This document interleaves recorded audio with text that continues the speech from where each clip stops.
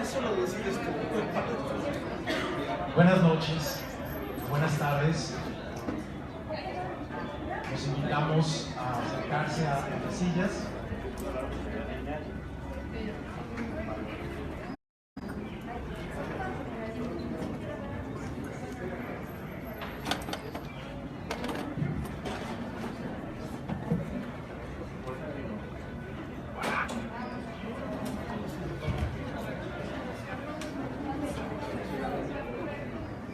Sean ustedes bienvenidos a nuestra tercera tertulia, ¿verdad? La tercera tertulia de arquitectura de egresados del ITESO, egresados de arquitectura del ITESO. El día de hoy vamos a platicar sobre patrimonio, entre lo sacro y lo profano. Llamamos a esta plática, a este diálogo que tendremos. Y la dinámica es muy simple. Ahorita les presento a las personas que nos honran con su presencia el día de hoy. Carlos Peterson nos va a ayudar a moderar y todos podemos participar en el momento que sea. Va a haber algunos micrófonos alrededor. Si levantan la mano, solicitan el micrófono, piden participar y Carlos les puede dar la palabra en cualquier momento para hacer preguntas, para intervenir y ya pues ya decidirá quién decide contestar o participar. Antes de presentar a nuestros invitados, algunos comerciales. En el ITESO, el próximo día 6 de junio a las 19 horas, se tendrá una conferencia con la doctora Supicha Tofidi. Viene a platicarnos sobre proyectos de arquitectura a un bajo costo en Tailandia. Es experta en el tema y creo que es algo bastante interesante que podemos participar. En el ITESO, en el campus, el próximo miércoles 16 de junio a las 19 horas, Auditorio W. Y también el otro comercial es el lunes 11 de junio, de las 19 a las 20:30 horas, la maestra Laura Rendón va a tener una conferencia sobre el potencial de generación de energía fotovoltaica en centros urbanos. Esto por parte de la maestría en sustentabilidad. Y los invitamos a ambos eventos. Bueno, para comenzar, me gustaría presentar a nuestros invitados. Le damos las gracias por honrarnos con su presencia. Anabela González Hueso, arquitecta egresada de la Universidad de Guadalajara, con estudios de máster en restauración en la Universidad Politécnica de Madrid y de conservación de sitios y monumentos de la Universidad de Guanajuato. Ha trabajado en proyectos de restauración en conventos dominicos en Oaxaca, así como en la restauración de la Casa del Marqués del Arco en La Habana. Ha sido funcionaria del gobierno de Jalisco, primero como jefe en inventario de bienes inmuebles, después como subdirectora de protección al patrimonio cultural en la Procuraduría de Desarrollo Urbano y también directora de investigaciones estéticas en la Secretaría de Cultura de Jalisco. Se ha desarrollado principalmente en la promoción del patrimonio cultural edificado y en la edición de publicaciones sobre arquitectura, patrimonio y viajes. Fue coordinadora editorial de la colección Heterodoxos, Relatos de Viajes Selectos para Editorial Altair en Barcelona, y actualmente es la directora de la Editorial Arquitectónica, editorial especializada en patrimonio cultural edificado. Es docente en las escuelas de arquitectura y gestión cultural del TEC, en Guadalajara, en el ITESO y en el SAC. Desde el año 2014 coordina la actualización del catálogo de bienes artísticos para el INBA en el estado de Jalisco. Muchísimas gracias, Anabela, por acompañarnos.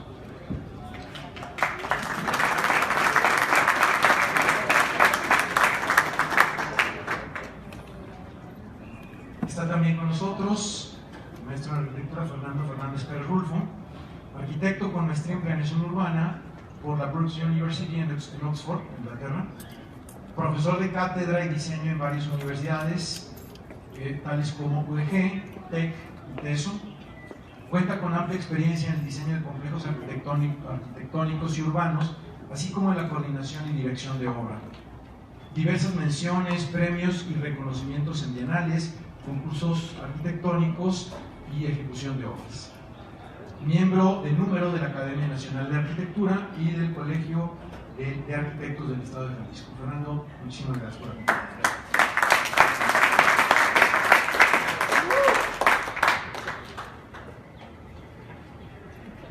La maestra Violeta Ponce Sánchez y Ortega, egresada de la Escuela de Arquitectura del ITESO en el 96, inició su labor en este tema del patrimonio cultural antes de salir de la facultad en la Dirección de Patrimonio Artístico e Histórico de la Secretaría de Cultura con el arquitecto Nacho Gómez.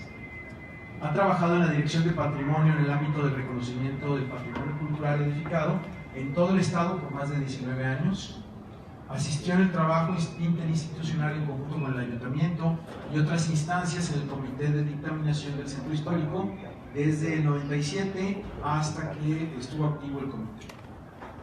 En este proceso de dictaminación e inventario del patrimonio cultural edificado y en los ratos libres junto con otras arquitectas dentro de la dirección e impulsada por su compañera de batallas en la conservación del patrimonio con la arquitecta Arabella, y estudió en la Universidad Politécnica de Madrid el máster de restauración arquitectónica, buscando respuestas que realmente iba a encontrar en su propia tierra, por lo que decidió regresar y estudiar la maestría en restauración en sitios y monumentos en la Universidad de Guanajuato.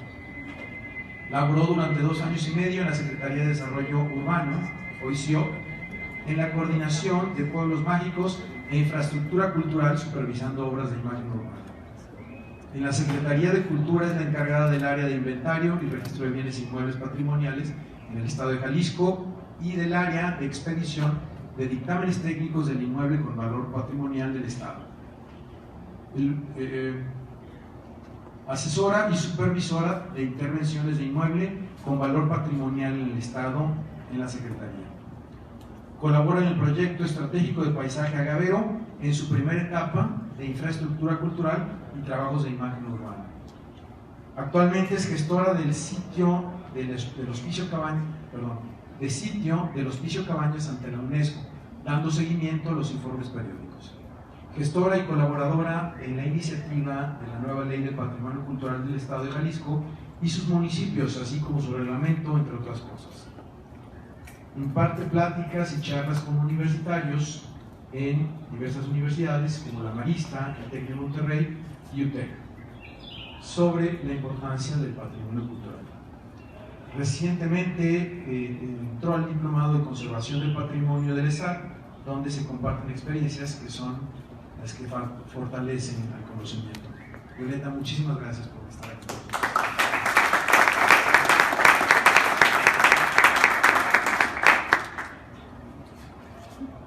También contamos con la presencia del doctor Luis Ignacio Gómez Arreola, doctor en arquitectura por la Universidad Michoacana de San Nicolás de Hidalgo, miembro del Sistema Nacional de Investigadores. Desde 1980 se ha especializado en la conservación, restauración, investigación y preservación del patrimonio cultural de México y en la elaboración de expedientes de postulación y planes de manejo para nominaciones a la lista del Patrimonio Mundial de la UNESCO. Es miembro del Consejo Internacional de Sitios y Monumentos, ICOMOS. Entre sus actividades relevantes se encuentra el expediente de postulación a la lista del patrimonio del Acueducto del Padre Tembeleque, complejo hidráulico, perdón, está muy pequeña la impresión y quizá ya necesito lentes.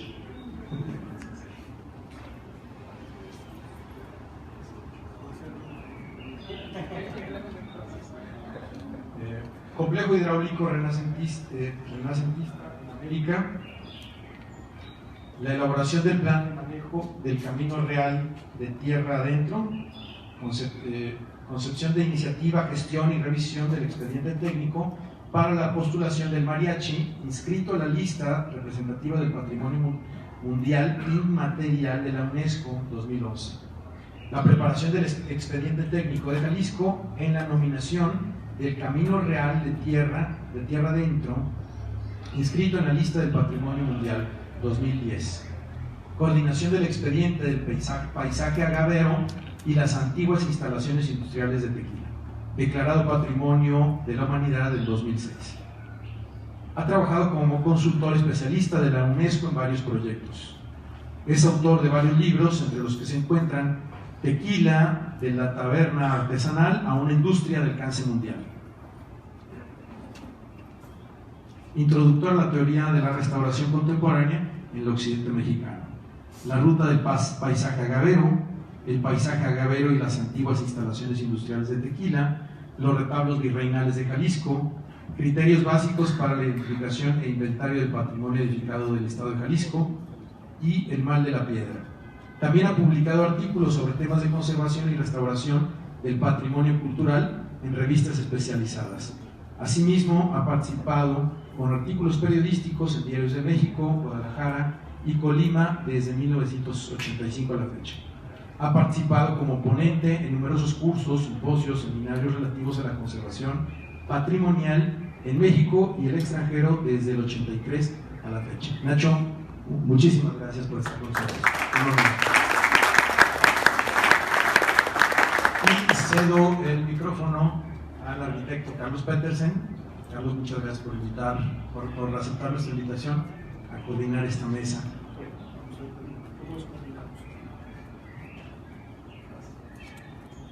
Muchas gracias, buenas noches.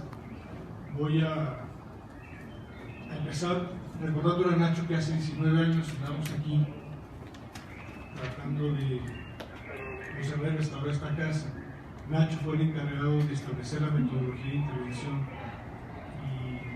y darle seguimiento a los acuerdos que llevábamos entre los que tomamos decisiones y al final de cuentas los que elaboraron la obra. Una cosa es lo que uno dice, alguien haga, ¿no? Pues, Nacho, tu experiencia aquí así rapidísimo, no para acordarnos de así. Bueno, en primer lugar creo que mejor marco para esta plática no puede haber, realmente, ¿no? Es una casa de Barragán. Sí. Además una obra maestra de Barragán, no nada más una casa. Sí, efectivamente, justo ahorita que te vi, me vino a la mente toda esa experiencia, una experiencia bastante interesante, o sea, de un equipo amplio y de esa decisión que tomó el ITESO de adquirir la casa, de restaurarla, que creo que es una cosa ejemplar.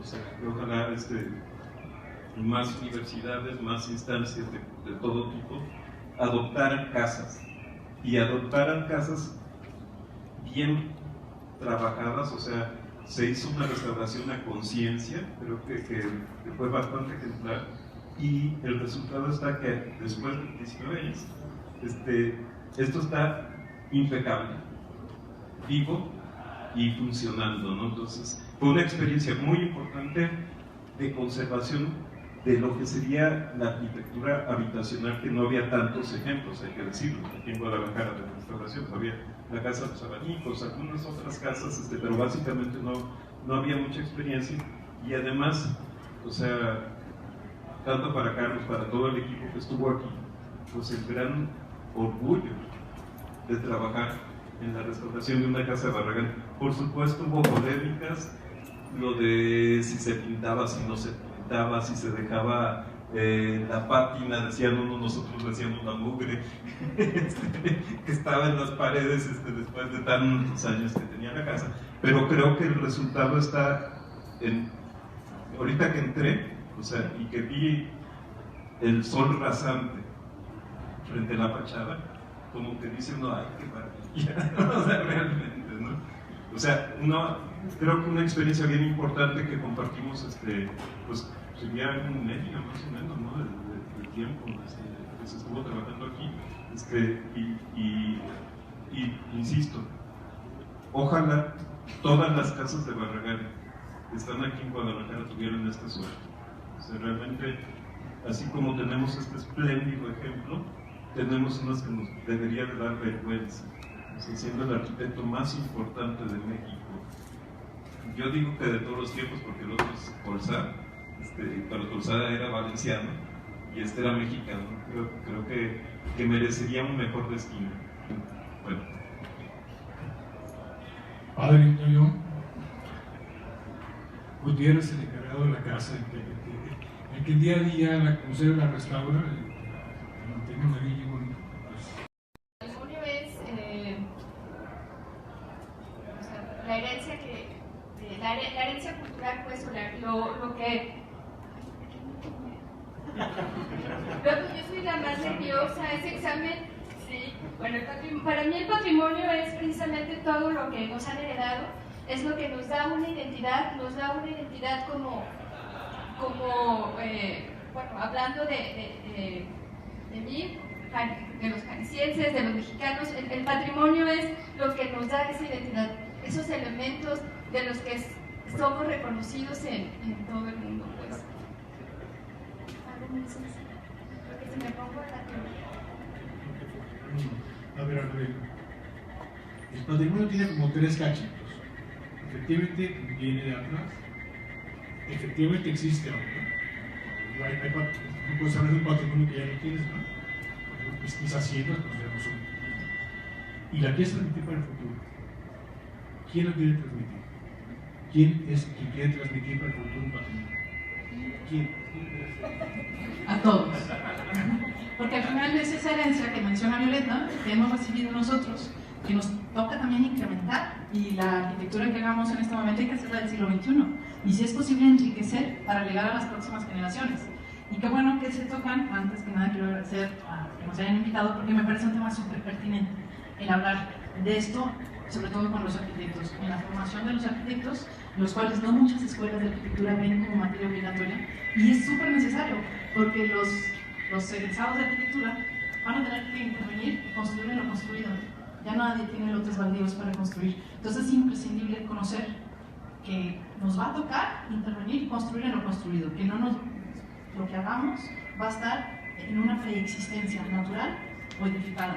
Es muy difícil que nos den lotes baldíos, no los hay. En el que le toque construir en Guadalajara tiene el 99.9 de posibilidades que le toque ampliar un baño, crear un cuarto nuevo, hacer un cuarto para nuestros padres que ya no van a subir escaleras, todos esos parches, adaptaciones. Pues es necesario saber qué es el patrimonio para que cuando lo intervengas dejes también tu obra, pero respetuosa y sabiendo que el edificio que intervengas si tiene valor o no. Ya me pasé después a tu pregunta, ¿verdad? Pero bueno, no importa. Pienso que qué bueno que nos convocan por esto, porque sí es importante saber a la hora de intervenir como arquitectos, si lo que vamos a intervenir tiene valor, qué tanto valor tiene, porque hay muchas escalas del negro al blanco, hay una escala de grises infinita, y hay que saber todos tener la esencia para ser respetuosos y poder llegar como arquitectos obra nueva correspondiente al siglo XXI, al año 2018, si construimos hoy, pero respetuosa de aquella que tenga valores, ¿no? Saber cuál es el nivel máximo de intervención permitido. Entonces, no sé si con eso contestó la pregunta, pero me puedo seguir. Le pusieron balón, Fernando. El balón se lo pusieron a ver. Efectivamente, si queremos densificar la ciudad, si esa es la tendencia, vamos a tener que actuar sobre unos contextos preexistentes. Me ha tocado intervenir en muy polémicas obras, de Moreno y Marsella. Platícanos tu experiencia en esa intervención sobre un sitio patrimonial y toda la polémica desatada a partir de eso. ¿Qué resultó? Yo también estuviste ahí. A ver. Bien, va. Bueno, primero otra vez, buenas tardes a todos. Muchísimas gracias por recibirnos aquí en esta casa. Felicidades de nueva cuenta a los egresados a la asociación. Es un placer para todos nosotros y esperemos que estos diálogos se sigan repitiendo permanentemente en ocasiones futuras. Creo que es un espacio fantástico de eso, de platicar. Espero que la siguiente microfonazo ya nos lo quiten y empiecen a plantear dudas, comentarios, etc. Yo quisiera leer 4 puntos que los traté un poco de aclarar para fijar también un poco mi posicionamiento en estas historias, ¿no? O sea, yo creo que el crecimiento y el desarrollo de nuestras ciudades genera un conflicto, una tensión ineludible, que es parte de lo que decía Arabella hace un momento, con esta necesidad de conservar, renovar ante el fenómeno del crecimiento y el desarrollo urbano. Estamos creciendo, por un lado, en cantidad, y por otro lado estamos desarrollándonos como sociedad y tenemos que reconstruirnos en un espacio ya preexistente. Y eso presenta un conflicto y una oportunidad de renovarnos, reconstruirnos, reproyectarnos, poner en valor historias, etcétera, etcétera. Por otro lado, el fijar posicionamientos teóricos, ideológicos, en relación a lo que es el mero concepto de conservación o renovación, entre otras alternativas, es en sí mismo complejo. Es decir, no hay en general una claridad para decir siempre hay que conservar, o siempre hay que renovar, o siempre hay que demoler, o siempre hay que hacer. Hay muchos, desde lo que yo entiendo, hay muchas variables en un tejido muy, muy amplio, como para pensar que las decisiones o posicionamientos puedan ser unidireccionales. Incluso hay lecturas muy complejas entre los actores diversos que se involucran en estos procesos. Por otro lado, un tercero y penúltimo, definir e implementar los mecanismos que permiten resolver e incluir la rentabilidad del patrimonio en la ecuación es para mí un reto muy significativo. Me parecen fantásticos estos ejemplos, como la Casa Iteso Clavijero, que es una propiedad institucional que está conservada y rehabilitada como sede, que manda toda una serie de mensajes, y sería fantástico que muchas otras instituciones pudieran hacer cosas similares.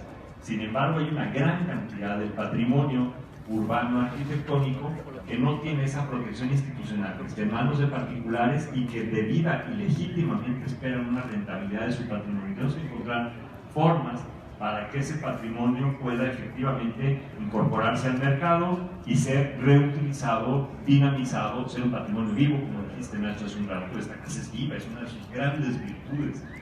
Y por último punto, todo lo que vamos a platicar todos aquí pues está enmarcado finalmente, aparte de unas dinámicas del mercado, también todo lo que vamos a platicar aquí está enmarcado en una serie de cuestiones que tienen que ver con la gestión del patrimonio, la reglamentación que puede modernizarse o puede ser caduca, puede ser apropiada a ciertas coyunturas históricas o sociales o culturales, la legislación y la implementación, porque muchas veces tenemos marcos jurídicos o regulatorios que pueden aparentemente ser apropiados, pero no se implementan, no se echan a andar y no nos permiten llevar aquello que pensábamos de una manera más adecuada.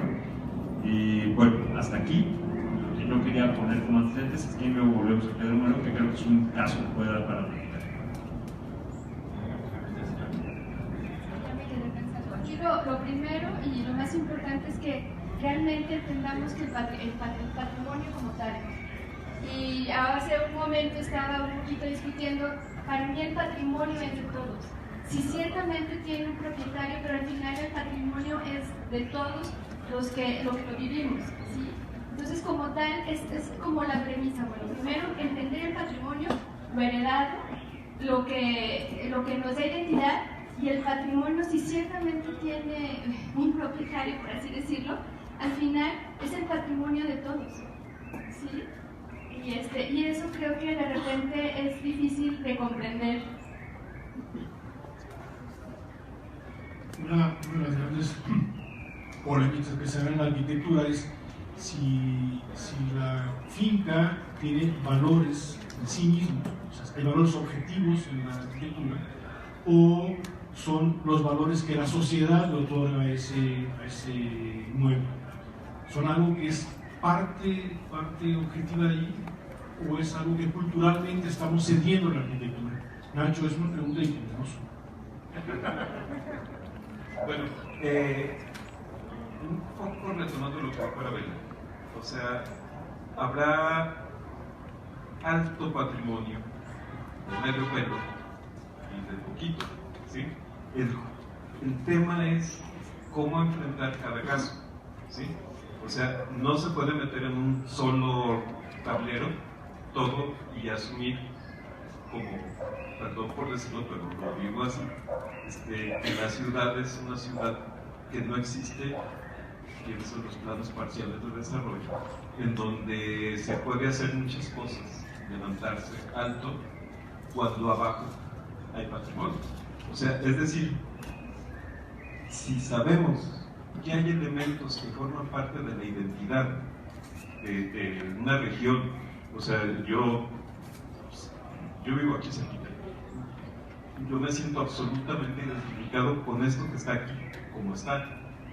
Si me lo cambian, me ponen por las torres, yo ese grado de vinculación que tengo con el espacio público, con el espacio urbano, con el arbolado que está aquí a un lado, como que lo voy a empezar a perder, ¿sí? Va a pasar simplemente a ser parte de mis recuerdos y de mis nostalgias, pero ya no como algo que viva, algo donde yo puedo desarrollarme, donde puedo, lo digo así un poquito, ser feliz, ¿sí? Entonces es importante asumir que hay una serie de valores que van más allá del valor del mercado, que reconocemos y que no podemos obviar, ¿sí? Pero hay otros valores que son justamente los que a lo mejor a nosotros los patrimoniólogos nos toca así como poner la bandera y a veces medio enrollarnos como niños héroes y todo eso. Es porque si no hacemos ese contrapeso, se va todo hacia el otro lado. Y entonces esa ciudad, que es parte de nuestra vivencia, que es parte de nuestro recuerdo, de pronto deja de existir. Un ejemplo así como bien dramático, se me hace hiperdramático. Yo fui a Arandas cuando era joven, o sea, ya tengo unos años también.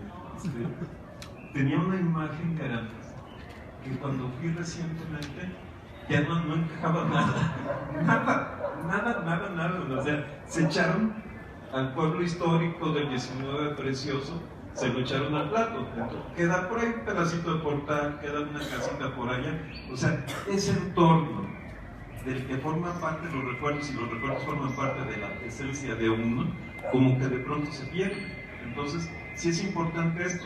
Ahora, sin desconocer que hay que refuncionalizar, que hay que dar, pienso yo, que el patrimonio se gana su sustento, o sea, pero sin perderlo, o sea, encontrar las fórmulas para que se lo gane. También es importante equilibrar con todo la otra dinámica fuertísima del desarrollo urbano, de la especulación inmobiliaria, porque ahí hay mucha especulación inmobiliaria, que si no tenemos un punto de equilibrio entre los que estamos de alguna manera representando el bien común de la sociedad, que somos los patrimoniólogos, y lo que quieren desarrollar, y válido, absolutamente válido, los promotores, o sea, todas estas personas, si no encontramos el punto de equilibrio, nada más estamos perdiendo la batalla.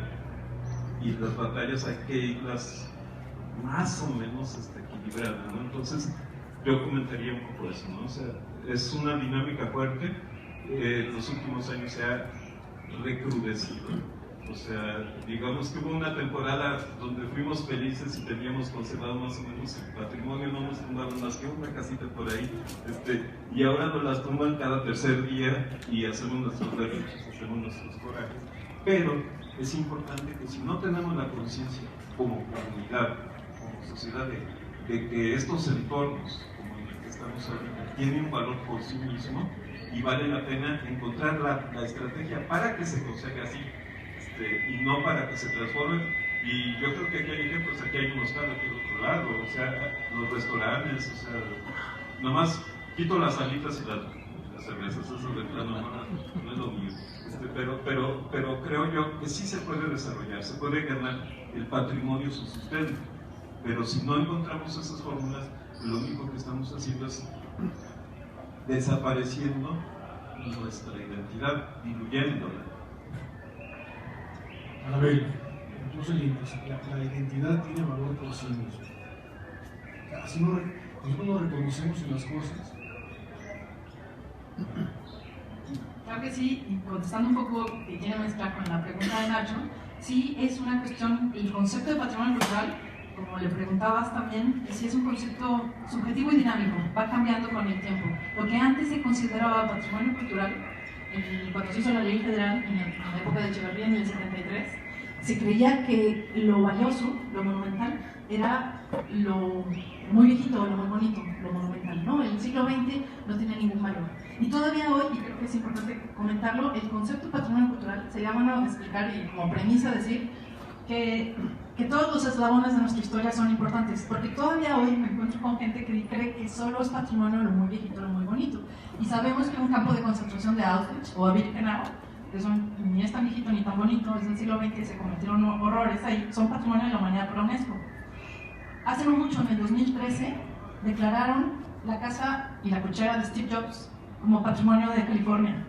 ¿Quién se iba a imaginar hace 30 años que el estacionamiento donde Steve Jobs hizo su primera Mac hoy sea patrimonio por eso? Hace 30 años nadie iba a creer que esas maquinitas o esa caja de madera de ese chico hoy se subastaría y su casa sería landmark. Entonces, es un concepto que va cambiando y sí depende mucho del bagaje de los ojos que lo miran. Es una construcción social y que si nos identificamos, claro, porque los objetos a fin de cuentas de la época en la que vienen son mensajeros de esa época, nos hablan de cómo se vivía allí y claro que nuestra identidad, porque esta casa o las casas que tenemos aquí, por ejemplo en las colonias, es lo que supieron hacer nuestros padres y los padres de nuestros padres y pues este es el legado que nos dejaron. No es mejor ni peor que otros países, es el nuestro, es como nuestra familia, es la que nos toca cuidar y por eso eso es lo que nos da nuestras señas de identidad. Ni mejores ni peores que otras, pero son los nuestros, lo que nuestros abuelos y los abuelos de nuestros abuelos fueron capaces de hacer con el clima que tuvieron, con los materiales que tuvieron, con la economía que tuvieron, y eso lo hace tan particular, único en el mundo. Si todas las ciudades fueran iguales, ni siquiera hubiera turismo. ¿Para qué vamos a ir a ver a Barcelona, las obras de Odiseo, si las tuviéramos aquí? ¿A algunas? O sea, al final de cuentas, todos estos elementos que son señas de identidad de los tapatíos nos hacen únicos y también, eventualmente, pues son nuestras señas de identidad, como decía Violeta. Oye, Violeta, ¿no te da pavor que algún día vas a tener que defender una casa de Valladolid con cúpula? Sí, siempre lo he pensado. Sí, me da pavor. Pero bueno, al final, yo quiero compartir un poco la experiencia. El patrimonio, como dice Adela, hay conceptos nuevos de patrimonio que nunca hubiéramos pensado cuando inició la primera ley hacia la protección del patrimonio. Y aún así, en el 2014 que se hizo la ley de patrimonio tratando de alguna manera como entender que hicimos a lo mejor una división que al final el patrimonio engloba todas estas digamos como clasificaciones. El patrimonio mueble, inmueble, zonas de protección, el PCI, o sea, el PCI es el patrimonio cultural inmaterial, pues todavía hace 10 años no lo reconocíamos y cada vez hay un reconocimiento, el patrimonio subacuático, los paisajes naturales, o sea, hay muchos conceptos nuevos y obviamente, digo, nosotros que vamos en esto, o sea, yo voy detrás del patrimonio viendo qué es lo que tengo que conservar, como dice Nacho, hay que ser muy claros lo que sí, lo que no, obviamente tienen sus características, pero sí, la verdad es que de repente nos ha rebasado totalmente, cuando vivíamos ese mundo lindo de que no nos tiraban casas y ahora es el tratar de negociar en buen sentido que el patrimonio importante quede y darle una nueva oportunidad con una inserción de nueva arquitectura en ese contexto, pues la verdad es de que si bien hay reglamentación, normas, es un poco difícil entrar en el tema, ¿no? Porque puede ser muy subjetivo. Sin embargo, bueno, aquí lo primordial para nosotros, para la dirección que aquí laboro, pues es precisamente el cómo sí se pueden dar las cosas en el patrimonio. Claro que puede seguir teniendo, puede dar. Hay usos complicados que también coincido con Nacho, que de hecho, bueno, afortunadamente en la nueva legislación de los planes parciales nos hicieron caso en algunas cosas, en otras no. Pero bueno, al final, bueno, estamos viendo una ciudad, pues las ciudades son vivas, el patrimonio está vivo. Sí, entonces es precisamente entender cómo abordarlo y cómo que se gane su sustento. ¿Sí? Entonces, pues para mí la verdad ha sido, pues eso bueno, me ha tocado trabajar con muchos arquitectos aquí, que nunca pensé que fuera a trabajar con ellos, que fueran arquitectos, pero ahí vamos. Sí, y es padre porque entramos en una dinámica de que, bueno, a ver, es esto, lo que se debe conservar, muy bien, pero pues el cliente, la inversión necesita esto. Y entonces es un ir y venir para llegar al punto de equilibrio que realmente resulte. Y otra cosa, nos hemos acabado precisamente estas zonas tan lindas por los usos también. O sea, yo siento que de repente estamos matando a la gallina de los huevos de oro. ¿Sí? ¿Por qué? Porque se hacen las intervenciones, se va trabajando y se hacen más intervenciones y de repente ahorita podemos caminar por la calle y está solo. Entonces, yo creo que, o sea, nosotros en nuestra labor como arquitectos, o sea, sí tenemos que tener esa ética, por así decirlo, porque a veces la perdemos. Esa ética de ser conscientes con nuestro patrimonio, con lo que hay, con lo que queremos, dar una nueva oportunidad, pero sí es muy importante, o sea, no perderlo y no matar a la gallina del huevo de oro. Porque si esto se acaba, pues es una parte, se acabó, que ya se acaba, se acabó. A ver si puedo resumir hasta dónde vamos ahorita, porque es un tema muy polémico, por supuesto es efervescente. Emil va a preguntar. Gracias por ser tan directo. Buenas noches, soy Emil Malagón. Sí, Malagón. Hablando ahorita dando a pie de esa conversación, creo que un caso muy polémico en Guadalajara fue la finca Aguilar Figueroa, en Chapalita. En este caso es una finca que estuvo abandonada muchos años, que se deterioró física y estructuralmente, y que en un punto, por cosas privadas, se decidió derrumbar la casa, lo cual, me pueden corregir si me equivoco, pero en cuestión de patrimonio fue una pérdida muy grande, que se derribó para hacer desarrollo vertical, que por la lucha de los vecinos lograron que no se hiciera.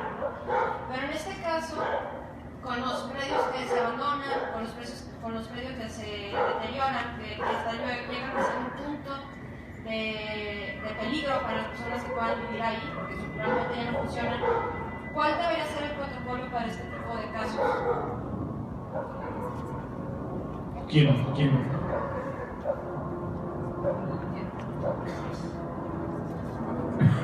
Bueno, ese caso polémico lo vivimos porque los propietarios vendieron a un nuevo propietario que decidió hacer un desarrollo vertical, pero que era compatible teniendo la casa, aunque la casa estuviera en el centro, como lunar. Lo digo porque también con alumnos, en 2 semestres hicimos el ejercicio, conseguimos las bases del concurso, porque ese propietario invitó a varios arquitectos a hacer sus torres y la condición era demolición de la casa. Hubo incluso uno que dijo, yo puedo hacer un desarrollo vertical sin demoler la casa, y a ese lo descartaron. O sea que desde el interés del propietario era, no queremos la casa, y sin embargo era compatible, perfectamente podía haber hecho un desarrollo vertical y conservando la casa, incluso como zona de amenidades. Después yo tomé ese caso y se los puse a mis alumnos del taller de arquitectura en el TEC, y justo invité a las autoridades a que lo evaluaran, si era favorable, desfavorable o informativo, y creo que de 10, 8 fueron favorables. O sea, que se podía haber logrado los intereses del propietario sin que fuera una destrucción completa. De que se puede, pero mucha gente piensa que si es una finca de valor no te van a dejar hacer nada. Y eso creo que es muy importante, sobre todo la difusión y el conocimiento. Es compatible el desarrollo con la preservación de los valores y la esencia de la casa. Sí, es verdad que a lo mejor había que demolerle algo, es como un cuerpo. Vamos a suponer que estás enfermo y a lo mejor tienes gangrena en tu brazo, pues que te lo corten, pero que el cuerpo siga viviendo, ¿no? Entonces a veces hay que sacrificar una parte de esa casa, pero la esencia, lo más valioso, la entrada, el apeadero donde todo el mundo íbamos a por los perros, no es cierto, nunca fui, pero se acuerdan que había trineos de perros. Esa parte, ese peaje, esa entrada majestuosa del movimiento moderno, que en cualquier momento te salía Mauricio Garcés con su Gasnet, que era muy representativo del movimiento moderno, ese perfecto se pudo haber conservado. Y en la parte de atrás, que era la menos valiosa y donde era menos conflictivo, incluso las vialidades, haber construido y haber hecho vivienda, de que el ejemplo lo hicimos y fue factible y fue aprobado por las autoridades, fue. Pero a veces es el capricho del propietario que dice, no quiero la casa y no la quiero. Y es cuestión de creatividad de los arquitectos, pienso yo. Sí, pues a nosotros nos tocó directamente el tema. Obviamente fue un tema de tribunales, que es lo más triste, que una abogada decida en el patrimonio, un abogado, un abogado, y la finca estaba en buen estado de conservación, sí tenía algunos deterioros, pero la finca estaba bien estructuralmente. A mí me tocó hacer el peritaje, y como dice Arabella, había muchas formas de poder integrar ese elemento tan importante de la colonia con este nuevo elemento, pero realmente mucho depende de los propietarios, obviamente también creo de los arquitectos, vuelvo con los arquitectos, de cómo abordar el tema y cómo llevar también junto al propietario a hacerlo entender. Y esto todavía me remite a más cosas, ya lo que decía Arabella, si a nosotros no nos enseñan nada de patrimonio en la escuela, pues no vamos a tener esa sensibilidad, ¿sí? Y no solamente a los arquitectos, a nuestros hijos. O sea, debemos empezar por nuestros hijos para que entiendan qué es el patrimonio y esto se mame y se vaya fortaleciendo en nosotros, ¿sí? Y es un tema realmente, sí, de cuestión de ¿cómo lo puedo decir? Eso es una responsabilidad, para mí es una responsabilidad cívica en ese sentido, ¿no? Tener ese amor por el patrimonio. A lo mejor yo soy la más amorosa del patrimonio. Yo soy la que me peleo, yo soy la mala en ese sentido, pero no importa, porque creo en él, creo que se puede trabajar en él y puede vivir. O sea, la verdad es que hemos tenido muchos casos en los que se puede. La cosa es precisamente entrar en esa dinámica con los propietarios, en hacerles entender cómo y de qué manera se pueden hacer las cosas. Mi opinión en este abanico es que se vale todo. Como dijimos hace un rato, en esta enorme diversidad de retos y de posibilidades, creo que hay, otra vez volviendo al caso de esta casa, fincas que tienen la suerte de ser parte de una institución, o fincas que por su constitución original o por las gestiones del propietario logran encontrar una viabilidad comercial, financiera, que les dé sustento y que las haga rentables para sus propietarios y para el entorno. También una finca deteriorada, abandonada, destruida, que se pierde, es una triste noticia para el entorno y para todos. Hay otros casos en donde no se logra conservar y hay que mutilar, hay que adaptar, a veces más exitosamente, a veces más pobremente, pero creo que también la posibilidad de adaptar una finca o un entorno, un espacio urbano, un conjunto patrimonial a una nueva vida a veces puede tolerar o bien recibir incluso intervenciones de diferentes grados. Y hay otras en que definitivamente, porque no juntaron los tamaños suficientes para poder sobrevivir, se las llevó la tristeza. No le dimos viabilidad financiera, no le dimos protección ni sustento social, político, cultural, no tuvo la protección adecuada, reglamentaria o jurídica, y la ciudad se va transformando. Cualquier joya, bueno, no, esto es una tontería, pero habrá muchos pedazos de nuestra ciudad que hoy son parte de esta memoria que nos construye una identidad comunitaria y una historia, pero que probablemente antes no estaban y dieron paso a otra finca o a otro espacio o a otro territorio o a otra cultura. Es decir, no podemos, o yo no entiendo algo estático necesariamente, y entiendo que nadie está diciendo eso, no creo que vaya por ahí, pero sí quiero dejar muy claro que creo que nuestro entorno y nuestro patrimonio, que forma parte de una cultura, es a su vez cambiante y evolutivo, no es una construcción fija ni estática, ¿no? Quisiera, si se pueden, por ahí les dejé un video, no, unas láminas, si me pueden ayudar, tocando un poco el tema de la finca en la glorieta de Chapalita. No es ese el proyecto, pero les comparto aquí en la mesa una intervención que fue la que Carlos me preguntaba al principio y en la que Juan Palomar y Carlos nos ayudaron desde la oficina de Leopoldo Fernández y a mí pues a tratar de dar una respuesta, y se los quiero presentar y compartir porque es parte de lo que hicimos bien, hicimos mal, pues aquí está para que lo podamos platicar, ¿no? Antes de que pase el video, dentro de 30 días cumplo 30 años de profesor, entonces tengo que hacerle de profesor. No, es un gesto que me queda. Te lo concedemos. Gracias. Bueno, voy a tratar de resumir lo que vamos para poder, porque quiero pasar a otro tema que quiero que Nacho lo abra inmediatamente. Dos preguntas. Sí, dos preguntas. El tema que le voy a plantear a Nacho es patrimonio y contexto. Creo que es un tema interesante. No podemos conservar el patrimonio como si fuera una obra de arte, un lienzo que podemos desprender de la ciudad y poner en cualquier parte. ¿Sí? Y Nacho aquí es experto en este asunto. Patrimonio y contexto es lo siguiente. Pero lo vemos ahorita. Ahorita entiendo que vamos con tres partes. Es patrimonial algo para que la sociedad tiene sentido, la sociedad reconoce. Ese es algo que es patrimonio. Pero también donde hay alguien que cree que eso puede tener una realidad financiera. Y algunos que piensan que eso tiene que vivir por sí mismo, que tiene que tener un proyecto que va más allá de la parte de la restauración, de la conservación, sino que tiene una vida futura. Es tres cosas que van por aquí, hasta donde entiendo.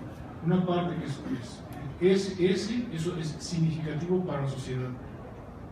Ahí se identifica, ahí tiene un modelo a seguir. Segundo, hay gente, hay grupos, asociaciones que piensan que se puede invertir en ese lugar y que esa inversión puede redituar en términos de su propia vida. Y siguiente es que eso tiene un proyecto futuro.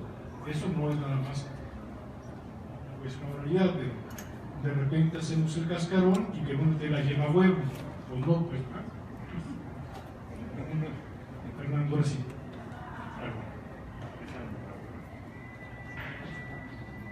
No, bueno, pues si quieren, pero no, desde aquí estamos bien, bueno, fantástico, a quien haga lo que quiera. La ley, de hecho, la ley de patrimonio cultural, bueno, como se habrán dado cuenta desde el principio, yo, a diferencia de ustedes tres, no soy ningún experto en conservación. Yo estoy más bien desde el campo, en el ejercicio, en el desarrollo y promoción de proyectos arquitectónicos y este tipo de cosas, ¿no? Mi especialidad no ha sido nunca la conservación, no tengo estudios académicos en ese sentido. Sin embargo, mi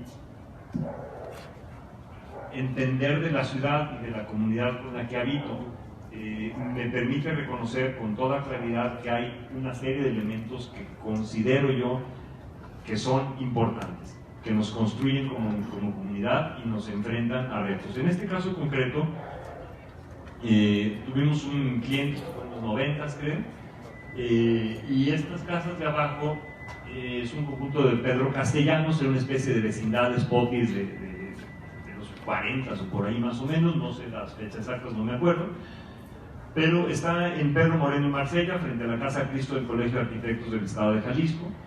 Las casas amarillas básicamente son la construcción original y se sigue por la calle de Marsella, y el conjunto también tiene presencia por la avenida Vallarta. Es decir, a la hora que empezamos a asomarnos a este conjunto, resultó que no eran unas cuantas casitas, era todo un complejo, toda una vecindad o condominio horizontal de su tiempo, con una serie de casas pues, que creíamos que eran valiosas en su conjunto.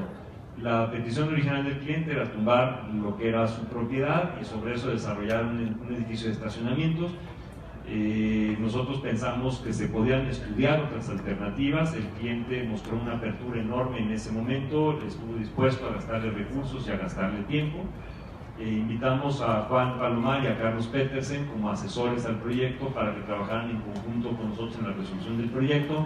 Tuvimos varias sesiones con algunos arquitectos, con el Colegio de Arquitectos del Estado de Jalisco, con las autoridades, etcétera, tratando de revisar cómo entrábamos a este proyecto, qué hacíamos o dejábamos de hacer. Finalmente, lo que hicimos fue reconocer y apostar por intentar conservar una lectura a nivel urbano, a nivel del peatón, a nivel del vehículo, de la experiencia en la calle, conservando la primer crujía de las calles y toda la obra enorme que supuso construir 3 niveles de sótano bajo las casas y luego el edificio arriba de esta crujía, sosteniendo la crujía en el espacio con una serie de estructuras provisionales. Pues fue un reto logístico y constructivo muy importante, pero el cliente aceptó finalmente, con el trabajo que hicimos como equipo, el poder decir: "Sas, me la juego, estoy dispuesto a hacer esa intervención de ese tamaño". Conservamos esa primer crujía desde nuestra perspectiva, apostándole a conservar una identidad en el entorno urbano a nivel de la escala del peatón y hacer el edificio un poco remetido para tratar de lograr esto.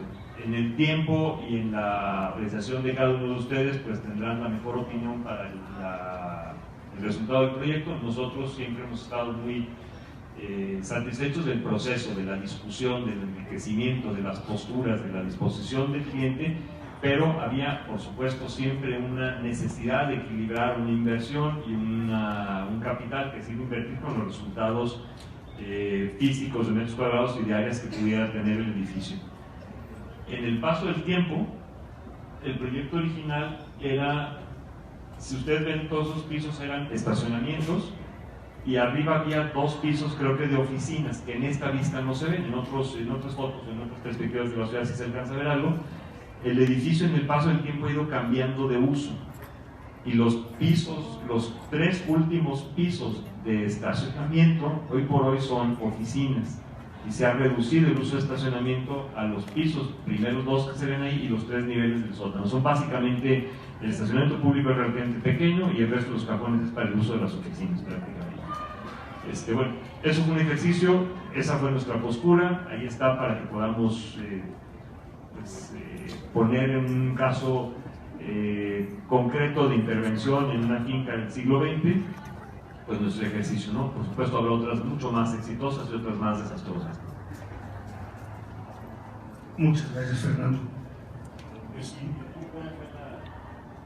Le pregunta a Carlos cómo fue su experiencia en este proceso.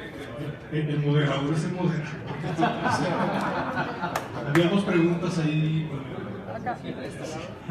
Tenemos preguntas por acá y luego sí. Poncho. Hola, buenas tardes. Soy Alfonso Gómez y tengo la fortuna de tener cuidando una propiedad de un familiar, de un tío, desde hace 25 años, una de las primeras casas que hizo Luis Barragán, en calle Argentina, casi esquina con Avenida Bayona. Entonces creo que me he ganado en estos 25 años también de que soy un amante del patrimonio, ¿verdad? Me he estado cuidando y le he hecho muchas adaptaciones que si voy a Secretaría de Cultura no me han dado permiso. Pero claro, ahí están, porque creo que es muy importante, lo mencionabas tú, nuestro patrimonio obedece a que tiene valor porque en su momento fue un maravilloso respuesta de un arquitecto a unas necesidades de una familia y de una sociedad. Pero sorpresa, las ciudades, ¿cuál es la regla de las ciudades? La única, están cambiando y ya no vivimos como en 1927, hace 90 años, 91 años, ¿sí? Entonces tenemos que tener una flexibilidad obviamente correcta para no darle la torre al cascarón o conservarlo más que se pueda, pero darle la vida necesaria para que no se nos caiga, porque de repente nos parece en la ciudad que las fincas valiosas por algún motivo se están cayendo y las que no son valiosas las están cuidando muchísimo, ¿verdad? Conozco muchos casos de muchos amigos arquitectos. Entonces, como que hay que tener esa flexibilidad para poderle dar el uso a las fincas que en su momento fueron tan importantes. Yo imagino ahí la de Chapalita, que era maravillosa con los jardines, pero claro, de amenities hubiera funcionado bien, no hubiera tenido nada que ver la vivencia espacial, porque ibas a salir y en vez de ver un jardín ibas a ver unas columnas, unas torres, unos comercios tal vez, porque hubiera sido. Pero en fin, hay que tener, siento yo, esa sensibilidad para ver hasta dónde se puede o hasta dónde no se puede. Gracias. ¿Quién nos quiere preguntar, no? ¿Luis? Bueno, sí, más o menos era lo mismo que yo iba a comentar. No sé si hay algún programa o alguna intención de las autoridades para apoyar a la gente que tienen en sus como propiedades estos patrimonios, y que yo creo que es la mayoría de los casos, porque yo creo que muchas veces son insostenibles para los propietarios de las fincas, ¿no? Sobre todo fincas tan antiguas que se tienen que estructuralmente reestructurar o que se tienen que pintar, que se tienen que adecuar, pero a veces no tienen los recursos o los medios para hacerlo. Entonces, al final de cuentas, se hace un círculo vicioso porque pues, la misma propiedad se deteriora y está pues, casi para tirarla, ¿no? Además, con el problema de no poder meterle nada que no esté reglamentado. Entonces, creo que es un poco complementario, y que yo creo que la mayoría de las fincas de valor, o muchas de ellas, que no tienen un inversionista que pudiera apostarle a una reinversión, pues tienen pues el problema de no poder invertir, o los recursos que no pueden hacerlo y tampoco pueden usar de manera adecuada. Bueno, la pregunta es si hay algunos apoyos pensados o no, sí, por parte de las autoridades. Yo veo primero a Nacho, luego Violeta, a Isabela, y luego a Fernando, que intervengan rápidamente en ese orden. Perdón, yo voy a decir algo que dije hace ¿cuántos años? Ajá. 28 años. Y no he cambiado de pensar, por cierto. Es importante encontrar equilibrios, ¿sí? Cuando estamos hablando de temas de valor patrimonial, para nosotros el conjuntito de casas de Pedro Castellanos tenía un alto valor, o sea, no un valor mediano, alto valor. Cuando, de acuerdo a los criterios que hemos estado planteando desde hace también bastante tiempo, tú pones ese gran conjunto precioso que había, y lo que te dice es que hay que conservar y restaurar, o sea, es el nivel máximo de intervención permitido. O sea, en esa, digamos, visión que es la que nosotros tenemos, o sea, y sabemos que en todos lados hay muchas visiones y todas pueden ser igual válidas, ¿no? O sea, lo que yo dije ahí es que habían dejado la calcamonía de la casa de Pedro Castellanos en medio de un edificio patrimonial. Perdón, un edificio, ¿sí? Ahora en descargo, diré que la altura de este edificio está muy decente. O sea, en relación a cómo la especulación urbana nos quiere enfrentar a construcciones de este tipo, con torres de 20 niveles, y es absolutamente incompatible, ¿sí? Entonces, obviamente nosotros los patrimoniólogos no fuimos felices con la intervención, ¿sí? O sea, creemos que podría haber habido otras alternativas, y no es el único caso de vecindades de Castellanos. O sea, yo vivía en una, me sacaron, vivía aquí cerquita, me sacaron para demolerla. Yo pensé que iba a ser una torre, tuvo peor, o sea, no nos puede demoler para hacer un baldío de estacionamiento. O sea, pues sí, porque tarde o temprano se va a juntar por ahí. Entonces, creo yo que ese conjuntito restaurado, poniéndolo en valor económico, o sea, que obviamente quien viviera ahí, o sea, y de una casita a lo mejor salían 3 depas, y a lo mejor se podría en la parte central levantar un poquito más, que no estamos en contra. Esto sí es bien importante, los que somos o estamos en este lado de la trinchera, no queremos a la ciudad congelada, nunca. O sea, nuestro planteamiento nunca ha sido que la ciudad se tiene que quedar como museo estática, sino que entendemos que hay una dinámica, pero esa dinámica, si no se logra armonizar, o sea, todos los intereses, nosotros representamos un interés dentro de todos los muchos intereses que hay en el conjunto social, pero si no lo logramos armonizar, el resultado es que simplemente vamos perdiendo batallas, y al final de cuentas, lo que puse como el ejemplo de Arandas, pues es que al rato ya no nos reconocemos en nada, ¿sí? Entonces sí tenemos que equilibrar. O sea, nadie ha estado nunca oponiéndose a esa redención. redensificación de la ciudad, sino que esa redensificación tiene que ser armonizada con lo que ya está existente. No es borrón y cuenta nueva, como, insisto, en los planes parciales apareciera. O sea que de pronto este es un terreno en blanco donde se pueden levantar torres de 20, 30 niveles, cuando en realidad no es así. O sea, cuando en realidad hay tejido social, gente que vive, gente que se identifica con todos los lugares, y también gente que quiere seguir viviendo esos espacios. Ahora, insisto, un poco relacionado con lo que comentaste, si no hay creatividad en las propuestas, pues nunca vamos a llegar a nada. Creo que tenemos que ser audaces, creo que tenemos que plantear nuevas posibilidades siempre y cuando armonicemos. Y lo digo, el patrimonio se tiene que ganar el sustento, no puede estar subvencionado, o sea, pero tampoco le corresponde al Estado, o sea, también hay que dejarlo bien claro, hacer el trabajo que le toca al particular. O sea, el particular es dueño de su propiedad, el Estado regula, pero no puede el Estado financiar restauraciones en fincas particulares. O sea, ese no es el papel del Estado, es regular, ese es el papel del Estado. Entonces, sí es importante, porque de pronto pudiera pensarse que es que no me da el gobierno para restaurar mi casa. Pues es que nunca te va a dar el gobierno para restaurar tu casa, ingeniátelas tú, busca soluciones creativas. Hay miles de ejemplos en otras ciudades, aquí mismo en México, en Guanajuato, todo eso, donde se conserva y vale, ¿sí? Entonces, el problema es que nosotros aquí nos pusimos en la comodina de que, pues lo vendo como baldío, la casa, no me importa lo que tenga encima, ¿no? Entonces, creo que es importante cambiar el switch a esa creatividad, porque creo que sí hay muchas alternativas y hemos tenido casos exitosos, algunos muy lamentables, y no pongo como el más lamentable, también insisto, hay otros más lamentables, pero creo que para detonar el diálogo, creo que es importante, y además el diálogo siempre en términos de respeto, que es fundamental. Pero quería que le respondieran un poco a Poncho.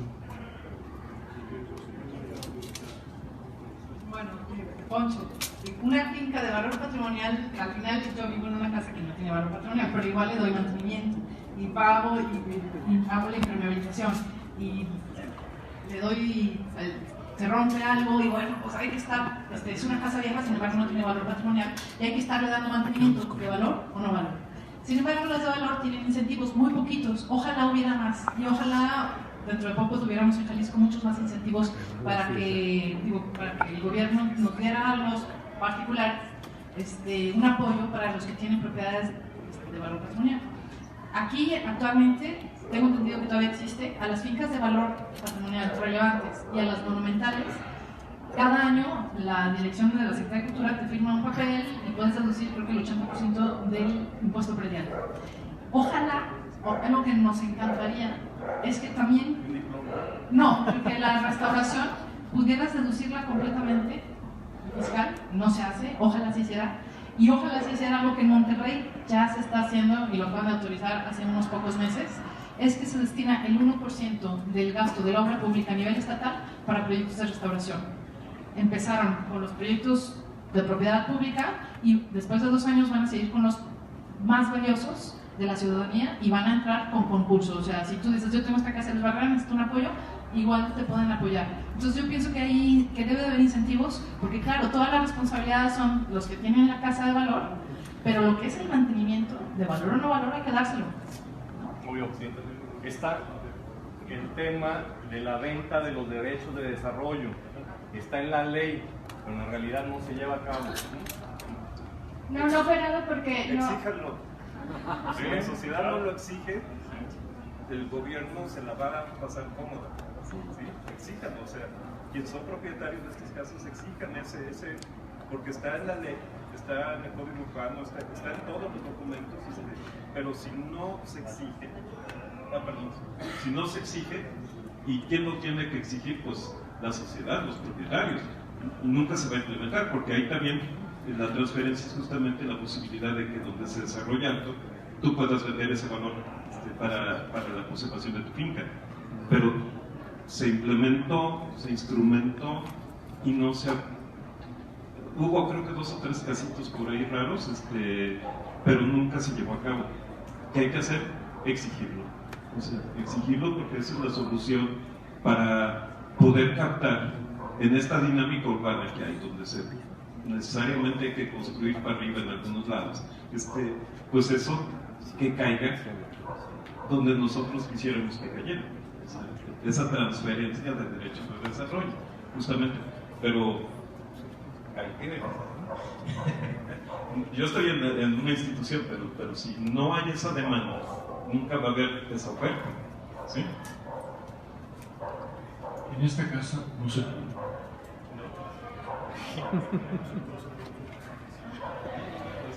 No, de hecho, ahorita la nueva administración está trabajando, porque antes había un fideicomiso que de hecho sí se hicieron no solamente 3 casas, sí hubo más intervenciones de inmuebles, precisamente con el derecho de transferencias, no se aplicaron correctamente.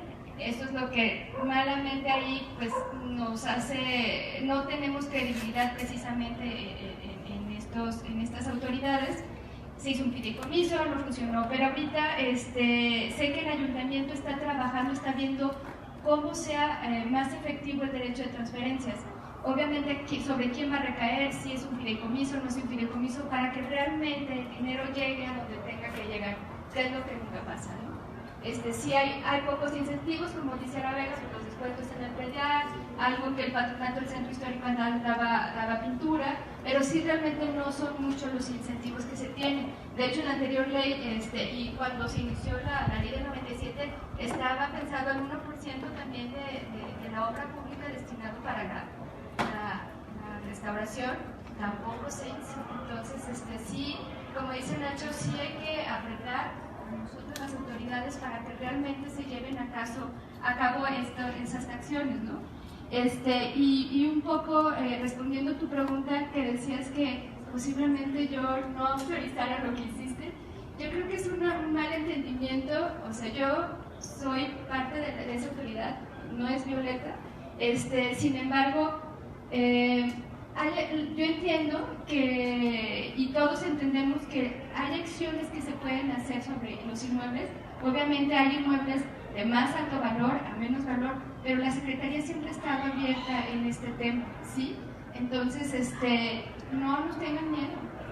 O sea, la verdad es que me da muchas veces que no nos tengan miedo. Yo creo que tenemos la capacidad suficiente no es la palabra, pero de negociar, de entendernos, las necesidades que se tienen ahora, ¿sí? Sobre obviamente esos inmuebles. Y es como trabajarlo, pues, porque sí se pueden hacer las cosas. Entonces, yo los invito, o sea, realmente es bien padre porque la agenda está llena, porque se les atiende directamente a los propietarios, a los inversionistas, a todo el mundo, porque lo que queremos que entiendan es precisamente el valor que tiene el patrimonio, cómo debe de seguir viviendo y cómo conjugarlo. Entonces, la Secretaría no es mala, ni yo soy mala. Yo soy la mala. Ahí estaré el lunes. Bueno, muy brevemente, lo digo ya. Yo voy a tratar de hacer el ejemplo otra vez de esta casa porque estamos aquí. Esta casa tiene un valor patrimonial de 100. Toda, es valiosísima y tiene un valor patrimonial enorme.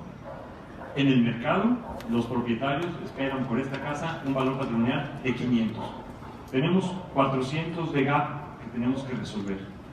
O se generan y generamos como sociedad, como colegios, como universidades, como actores de gobierno, etcétera, etcétera, las modificaciones para que efectivamente sea con impuestos, con ayuda del gobierno, como sea, se subsidie esos 400 de gap para que el propietario pueda conservar entonces felizmente su patrimonio, o tiene que ser una especie de cruzado ideológico, porque difícilmente en la realidad de la enorme mayoría de los propietarios pueden aguantar el no tener el beneficio de esos 400 de gap. Entonces sí creo que tenemos una tarea enorme Y sí, hace rato Nacho decías que el gobierno no va a dar cosas, yo creo que hay toda una serie de estímulos con los mecanismos, sí, etc. no, pero esos, en vez de que lo pagues aquí, te quedas con él. O sea, no es que el gobierno te esté financiando. Finalmente yo espero por esta casa ganar 500 y esta casa convirtiéndola en departamentos, en tiendita y en un restaurante súper exitoso de vacaciones, nada más me da 100. Me faltan 400 que voy a presionar y encontrar el huequito por donde pueda para poder hacer que me los dé. Y tenemos que movernos efectivamente como profesionales, como actores, como academia, etcétera, etcétera, para encontrar cómo cerrar esas brechas de 400 para permitir que efectivamente las fincas estratégicas, patrimoniales o los entornos urbanos patrimoniales más relevantes se aseguren de una conservación adecuada. ¿Preguntas por allá? Sí. Hola, buenas noches. Yo fui el año pasado a Mérida y pues se supone que es como una ciudad muy colonial y todo eso, pero cuando llegué vi que muchas casas estaban en muy mal estado, que pues estaban deterioradas, y le estuve preguntando a la gente local y me dijeron que era porque esas casas en esas propiedades no podían demolerlas para construir otras cosas, y que pues como no tenían apoyo del gobierno, pues a los propietarios simplemente no les importaba y las dejaban ahí pues destruirse. Literalmente había unas que se estaban cayendo y así. Y ahorita ustedes ya estuvieron hablando sobre apoyos del gobierno como el de Monterrey del 1% y todas esas cosas, pero yo quisiera saber como qué otras cosas se pudieran hacer, como que si hay apoyos o sea, que no sean del gobierno, por otras cosas, para que una ciudad que te la venden como colonial no esté en ese estado como lo que es Mérida ahorita. ¿Hay otra pregunta por ahí para ver si podemos contarlas? Sí, sí. Hola, buenas noches, Eduardo Santiago, saludos a las panel. Regresando un poco al ejercicio de las casas de la calcomanía de Luis Barragán, pregunta para el ponente Arreola: después de 28 años de haber estado dándole vueltas, ¿qué hubieras hecho tú? ¿No? Si tienes a un cliente como el que se enfrentó Rosfón y que salieron finalmente avante desde mi punto de vista, porque conservaron esa imagen que para mí es hermosa de esas casas, ¿no? ¿Qué hubieras hecho tú? ¿Hubieras preferido que las hubieran tumbado todas? Un ejercicio mental rápido. Hay otra pregunta antes de que Nacho entre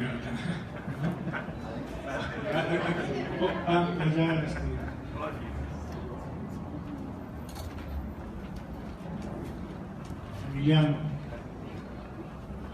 Buenas. Me llamó mucho la atención que ahorita de todos los comentarios yo entendí algo así como que tiene que haber una especie de equilibrio entre la propuesta arquitectónica, el cliente, que en este caso es el propietario de las fincas, que hay casos donde puede ser el mismo, y el Estado, ¿no? O las instituciones gubernamentales que regulan. Como decía, su trabajo no es financiero, su trabajo es regular. Entonces, pues se me vino a la mente como de qué manera podemos hacer para que haya más arquitectos o más gente involucrada o consciente de la importancia del patrimonio en estos puestos